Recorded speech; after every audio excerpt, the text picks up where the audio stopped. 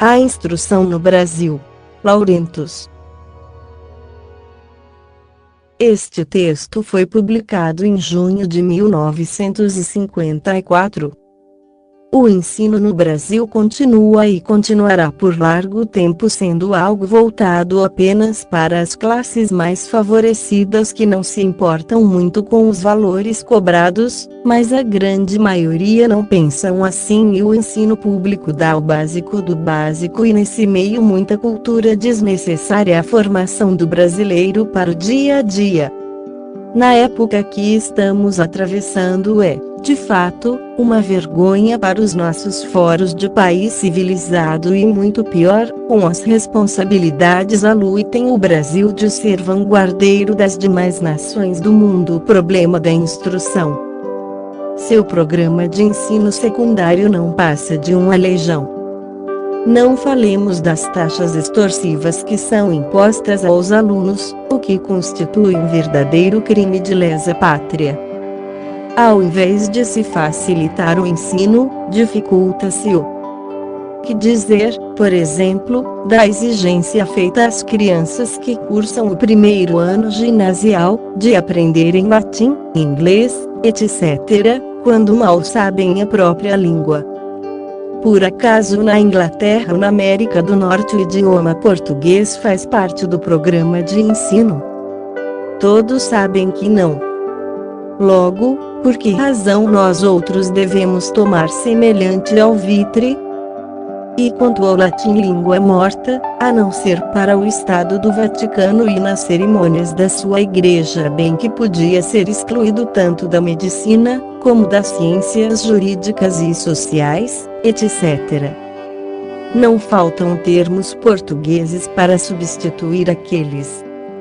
As mesmas religiões, incluindo se o quiserem a budista, seriam obrigadas a realizar as suas cerimônias em nosso idioma, além do mais, para serem compreendidas pelos fiéis.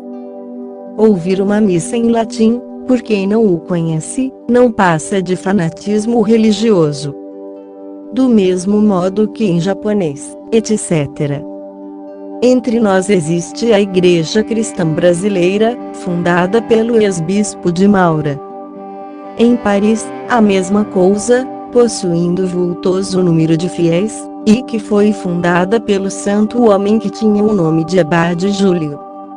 A bem dizer, todos eles dissidentes da Igreja Romana, mas que, se o quisessem outros, poderiam estar sob a tutela daquela, usando, porém, o idioma do país onde multassem.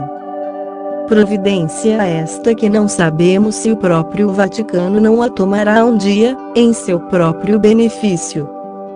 Como se sabe, o latim tem por origem o grego. O latim só foi falado na velha Roma, mesmo que esta, em tempos idos, tivesse o nome Atlante de Roma Capura, ou de Romulus e Capura, pais de Romulus e Remulus, os mesmos que mamam na loba itálica, como se vê até hoje no seu emblema, como alegoria de semelhante mistério. Roma, embora os seus grandes tribunos, como Cícero e outros mais, não deu nenhum iluminado. Enquanto que a Grécia ofereceu ao mundo, diversos deles.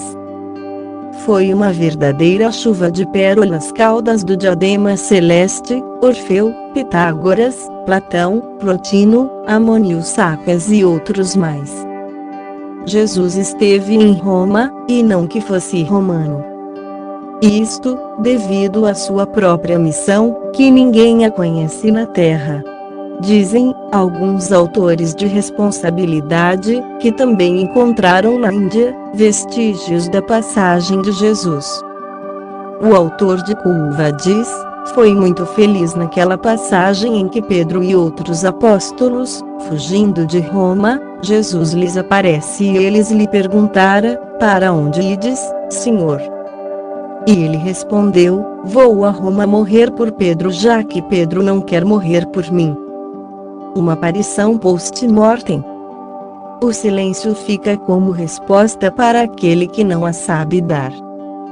falemos do assunto que ora estamos abordando. Diversos professores do Colégio Dom Pedro II já opinaram por uma pronúncia diversa de certos termos latinos. Exemplo, Regina Coeli, que se pronunciava Celi, tem som de que ou k. Deu gratias, em vez de deu gratias, o T continua com seu som natural, isto é, de T. E, assim por diante, na reconstituição do latim primitivo. No entanto, o que acontece? Aquelas mesmas crianças do primeiro ano ginasial são castigadas repetindo 30 vezes, e até 100, uma frase por elas escritas erradas. E quem nos diz que estava errada, se os próprios professores não sabem o grego? Castigo injusto, portanto, como se fora um campo de concentração educacional, já que existem outros em nosso país, que não vale a pena apontá-los, por serem por demais conhecidos.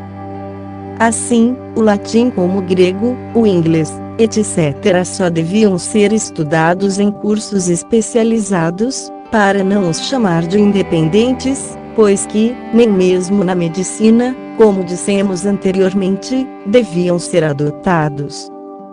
Já todos conhecem o nosso lema salvador ou solucionador das lutas entre os homens: um só idioma, um só padrão monetário, uma frente única espiritualista.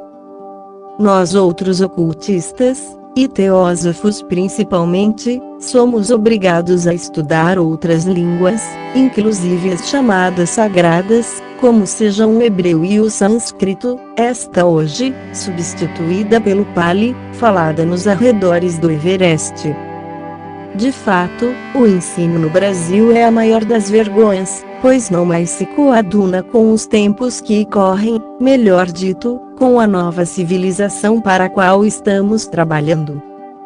O assunto foi discutido numa das teses apresentadas em nossa sexta convenção realizada este ano. E outras teses ou estudos irão sendo apresentados, tanto nesse setor como em outros mais.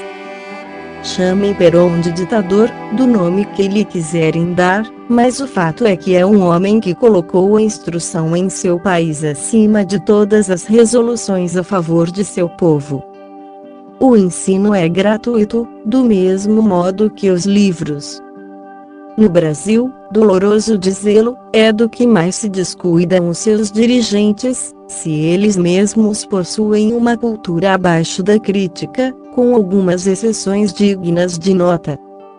Como diz muito bem o ilustre clínico Dr. Nestor Palombini, clinicando em São Lourenço, por sinal que nos honrando com a sua amizade, ou o Brasil acaba com o analfabetismo, ou o analfabetismo acaba com o Brasil. Isto, parodiando frase parecida que sempre se aplicou ao fenômeno da formiga, a saúva ou salvão. O número de analfabetos no Brasil é simplesmente alarmante. E os culpados são, justamente, aqueles que têm administrado o país até hoje. O próprio cangaço é mantido pela ignorância em que vive o nosso pobre sertanejo. Já tivemos ocasião de dizer que Lampião foi uma vítima dos governos passados. E assim, outros mais. Ficou provado, ultimamente, que mais de 1 milhão de eleitores era formado de analfabetos. Aprenderam, apenas, a desenhar seu nome. E com isso, estavam aptos a votar num indivíduo qualquer, de mentalidade quase idêntica à deles. Nesse caso, vai bem uma língua estrangeira, se non vivero e bene trovato. Mas também há outras coisas que estão acabando com o Brasil, dentre elas, as queimadas famosas que devastam as florestas, e concorrem para a esterilidade geral do país, os rios completamente secos, etc. Procedimento criminoso, dizem alguns, mas em verdade, procedimento provocado pela ignorância ou analfabetismo, sem o que, o sertanejo não procederia desse modo. Moralmente falando, a praga maior está na própria política, porque os candidatos, já o dissemos anteriormente, são de mediana cultura. Muitos deles, até os discursos são feitos por outros. Não sabem fazer outra coisa, senão insultarem-se uns aos outros. Cada qual promete mais coisas, até se apanhar no cargo que deseja. Uma espécie de régia montaria no costado do povo. E não se queira instruir esse mesmo povo para que ele saiba, ao menos, fazer a escolha do homem que deve concorrer para a sua felicidade e da pátria onde nasceram. E eles, por felicidade, ainda existem em nosso país. Não há, pois, como plagiar, a nosso modo, o ilustre médico anteriormente citado, ao dizermos, ou a política é moralizada em nosso país, ou ela mesma acabará com todas as suas grandezas materiais, morais e culturais, síntese da verdadeira espiritualidade. Em nossa obra Ocultismo e Teosofia já tivemos ocasião de afirmar, outrora se dizia, cada povo tem o governo que merece. Aliás, hoje se deve dizer, todos os povos têm o governo que merecem. Para que provar tamanha verdade, se por toda a parte impera a anarquia, a miséria, a fome, os efeitos desastrosos da bomba atômica, e também, da de hidrogênio? No mais, não há como citar mais uma vez, o nosso próprio lema, Spes messis in semine, que, em bom vernáculo, quer dizer, a esperança da colheita reside na semente. Laurentus